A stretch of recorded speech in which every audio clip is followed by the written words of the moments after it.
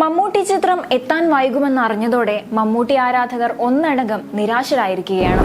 ദേവദൂതൻ എന്ന ചിത്രത്തിലെ നായികയുടെ ചെറുപ്പകാലം അഭിനയിച്ച നടിയെപ്പറ്റി ആർക്കും അധികം അറിയില്ല.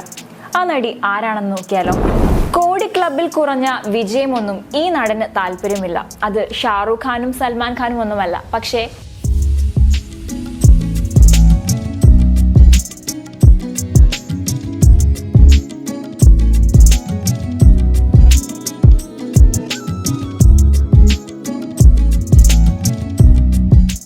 ഡിനോ ഡെന്നിസ് ആദ്യമായി സംവിധാനം ചെയ്യുന്ന മമ്മൂട്ടി നായകനായ ബസൂക്കയ്ക്ക് വേണ്ടിയുള്ള കാത്തിരിപ്പിലാണ് ആരാധകർ. ചിത്രം ഓണം റിലീസായി എത്തുമെന്ന് നാളുകൾക്ക് മുൻപ് അഭ്യൂഹം എത്തിയിരുന്നുവെങ്കിലും ഇക്കാര്യത്തിൽ ഔദ്യോഗിക പ്രഖ്യാപനം ഇതുവരെ എത്തിയിട്ടില്ല. പുതിയ റിപ്പോർട്ടുകൾ അനുസരിച്ച് സിനിമ എത്താൻ വൈകും. ബസൂക്കയുടെ നിർണായകമായ ഭാഗങ്ങളിലൊന്നായ ഗൗതം വാസുദേവ് മേനോനുമുള്ള സീൻ ഷൂട്ട് ചെയ്യാൻ ബാക്കിയാണ്. മമ്മൂട്ടിയും ഗൗതം മേനോനും നിലവിൽ പേരിടാത്ത ഒരു പ്രൊജക്റ്റിൽ പ്രവർത്തിക്കുന്നതിനാൽ ഷെഡ്യൂളിൽ മാറ്റം വന്നിട്ടുണ്ട്. ഇതാണ് ബസൂക്കയുടെ ചിത്രീകരണം വൈകാൻ കാരണമാകുന്നത്. ചിത്രീകരണം പൂർത്തിയാകാൻ ബാക്കിയുണ്ടെങ്കിലും സമാന്തരമായി സിനിമയുടെ പോസ്റ്റ് പ്രൊഡക്ഷൻ ജോലികൾ ആരംഭിച്ചിട്ടുണ്ട്. ഗൗതം മേനോൻ ഉൾപ്പെടുന്ന ബാക്കിയുള്ള രംഗങ്ങൾ 2-3 ദിവസത്തെ ചെറിയ ഷെഡ്യൂളിൽ പൂർത്തിയാക്കാനാണ് ടീമിന്റെ തീരുമാനം. എന്നിരുന്നാലും നിലവിലെ സാഹചര്യങ്ങൾ കണക്കിലെടുത്താൽ ഓണം റിലീസായി ബസൂക്ക തിയേറ്ററുകളിൽ എത്താനുള്ള സാധ്യത വളരെ കുറവാണ്. സിബി മലയിലിന്റെ സംവിധാനത്തിൽ കോക്കേഴ്സ് മീഡിയ എന്റർടൈൻമെന്റ് 24 വർഷങ്ങൾക്ക് ശേഷം വീണ്ടും പ്രേക്ഷകരിലേക്ക് എത്തിച്ച മോഹൻലാൽ ചിത്രം ദേവദൂതന് മികച്ച പ്രതികരണമാണ് ഇപ്പോൾ ലഭിക്കുന്നത്. OTT പ്ലേയുടെ റിപ്പോർട്ട് പ്രകാരം ദേവദൂതൻ ആദ്യ ദിനം 50 ലക്ഷം സ്വന്തമാക്കിയിരുന്നു. കേരള ബോക്സ് ഓഫീസിൽ മാത്രം 30 ലക്ഷമാണ് നേടിയിരിക്കുന്നത്.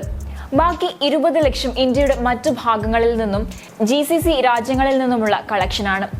2000-ൽ പുറത്തിറങ്ങി പരാജയപ്പെട്ട ചിത്രമായിരുന്നു ദേവദൂതൻ. ശബ്ദമിശ്രണത്തിൽ തികവ് വരുത്തിയും സിനിമയിലെ ചില ഭാഗങ്ങൾ വെട്ടിച്ചുരുക്കിയുമൊക്കെ മാറ്റങ്ങൾ വരുത്തി പുതിയ സിനിമ പോലെ തന്നെയാണ് പുറത്തിറക്കിയിരിക്കുന്നത്.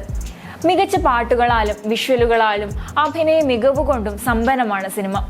സിനിമയിലെ കരളി നിൻ കൈപിടിച്ചാൽ എന്ന ഗാനം കാലം ഇത്ര കഴിഞ്ഞിട്ടും ജനങ്ങളുടെ മനസ്സിൽ നിന്ന് മായാത്ത ഒന്നാണ്. ആ പാട്ടും അതിലെ നായികയും നായകനും എല്ലാം ഏറെ പ്രിയപ്പെട്ടതാണ് ജനങ്ങൾക്ക്. അതിലെ നായകൻ വിനീതിനെ നമുക്ക് വേറെ സിനിമകളിലൂടെയും പരിചിതമാണ്. എന്നാൽ നായികയുടെ ചെറുപ്പകാലം അഭിനയിച്ച നടിയെപ്പറ്റി ആർക്കും അധികം അറിയില്ല. ചെന്നൈ സ്വദേശിനിയായ നിർമ്മല ശ്യാമായിരുന്നു ജൂനിയർ അലീനയെ അവതരിപ്പിച്ചത്. ഒരു അഭിമുഖത്തിൽ നടൻ വിനീത് കുമാറാണ് നിർമ്മലയുടെ കാര്യം സൂചിപ്പിക്കുന്നത്. ചെന്നൈയിൽ നിന്നുള്ള നടിയാണ് ആ പാട്ടിൽ അലീനയായി എത്തിയതെന്നും പിന്നീട് അവരെ ഇതുവരെ കണ്ടിട്ടില്ലെന്നും വിനീത് അഭിമുഖത്തിൽ പറഞ്ഞിരുന്നു. അഭിനയമൊക്കെ വിട്ട് സ്വസ്ഥമായി കുടുംബജീവിതം നയിക്കുകയാണ് നിർമ്മല ഇപ്പോൾ.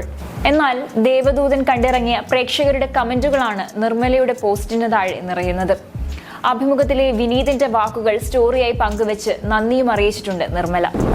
കോടി ക്ലബിൽ കുറഞ്ഞ വിജയമൊന്നും നടൻ പ്രഭാസിന് താല്പര്യമില്ല. പ്രഭാസ് നായകനായി പ്രദർശനത്തിന് വന്ന ചിത്രം കൽക്കി 2898 ADയും 1000 കോടി ക്ലബിൽ കടന്നിരിക്കുകയാണ്. പ്രതീക്ഷയ്ക്ക് അപ്പുറത്തെ വിജയമാണ് കൽക്കി നേടിയിരിക്കുന്നത്. എന്നാൽ ഇന്ത്യയിൽ ഒരേ ഒരു 2000 കോടി ക്ലബ് മാത്രമാണ് ഉള്ളതെന്നാണ് ബോക്സ് ഓഫീസ് കളക്ഷൻ റിപ്പോർട്ട്. ഇന്ത്യയിൽ നിന്ന് പ്രദർശനത്തിനെത്തിയ ചിത്രങ്ങളിൽ ദംഗൽ മാത്രമാണ് ആഗോളതലത്തിൽ 2000 കോടി ക്ലബിൽ എത്തിയത്. അമീർ ഖാൻ നായകനായ ദംഗൽ സിനിമ 2016-ലാണ് പ്രദർശനത്തിനെത്തിയത്. ദംഗൽ ആഗോളതലത്തിൽ ആകെ 2023.81 കോടി രൂപ നേടിയപ്പോൾ ഇന്ത്യയിൽ നിന്നുള്ളവയിൽ കളക്ഷനിൽ ഒന്നാമതുമെത്തി. അമീർ ഖാൻ ആയിരുന്നു നിർമ്മാണവും. 2 തവണ റിലീസ് ചെയ്താണ് ചിത്രം നിർണായക നേട്ടത്തിലെത്തിയത്. ചെന്നൈയിലും വൻ ഹിറ്റായ ദംഗലിന്റെ സംവിധാനം നിർവഹിച്ചത് നിതീഷ് തിവാരിയാണ്. ആദ്യമായി പ്രഭാസ് ആഗോളതലത്തിൽ 1000 കോടി ക്ലബിലെത്തിയത് ബാഹുബലിയിലൂടെയാണെന്നാണ് ബോക്സ് ഓഫീസ് കളക്ഷൻ റിപ്പോർട്ട് പറയുന്നത്. ബാഹുബലി 2 ആഗോളതലത്തിൽ 1810.595 കോടി രൂപയാണ് നേടിയത്. ഇന്ത്യയിൽ നിന്ന് 7 എണ്ണമാണ് 1000 കോടിയിൽ അധികം നേടിയിട്ടുള്ളത്. കളക്ഷനിൽ ഇന്ത്യയിൽ 2ാമതാണ് പ്രഭാസ് ചിത്രം ബാഹുബലി 2 എന്നതും പ്രത്യേകതയാണ്. 3ാമതുള്ള RRR ആകെ 1387.26 കോടി നേടിയപ്പോൾ 4ാമതുള്ള KGF 2ന്റെ കളക്ഷൻ ആഗോള ബോക്സ് ഓഫീസിൽ 1200 കോടി രൂപയാണ്. തൊട്ടുപിന്നിൽ ഷാറൂഖ് ഖാന്റെ ജവാൻ 1148.32 കോടിയുമായി എത്തി. പ്രഭാസിന്റെ കൽക്കി 6ാം സ്ഥാനത്താണ്. 7ാമതുള്ള പഠാൻ ആഗോളതലത്തിൽ 1050.3 കോടി രൂപയാണ് നേടിയതെന്ന് ബോക്സ് ഓഫീസ് കളക്ഷൻ റിപ്പോർട്ട് പറയുന്നു.